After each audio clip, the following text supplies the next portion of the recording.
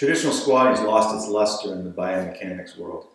And so what we try to teach now is what's known as a hip hinge. So the squatting pattern, the reason it's failing is because there's too much forward movement into the kneecaps, toward the kneecaps.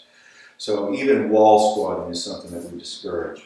So an alternative to it is to use anything that you can get your shins up against. You want to make sure you're below the kneecap. It's important to be below the kneecap, but anything that will support the shins from moving forward. A coffee table. I've got two chairs set up here, and I get my feet about hip width apart. A little wider than hip width apart is typically the best idea in the beginning.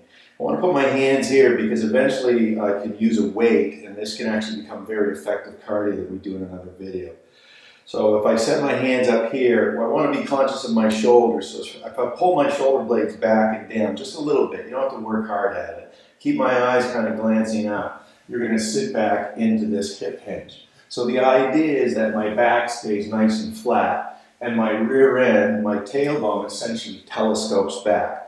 Now, some people get some feedback in the beginning in their upper back or their middle back in here. If that's the case, it's a good indication. It's actually diagnostic that there's some tightness through the hips. And so widening the feet will often remedy that. The wider you need to get, there's no problem with that. If you need to get nice and wide, the wider the better. It helps you to keep a flatter back. The other important element is to make sure that the chest doesn't come forward. So keeping the eyes up is always a good cue.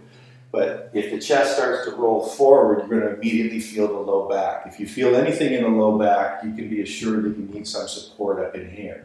So if I put my hands up against the wall here, I keep my eyes glancing up. And all it is that I'm trying to do is get used to this pattern of sitting my tailbone back and then standing up all the way. And make sure when you stand up all the way. See how I kind of squeeze and kick my hips forward a little bit. The majority of people, when they stand up, are going to stand up a little bit short here. You need to finish fully through your hips. Your glutes should be tight at the top of the movement.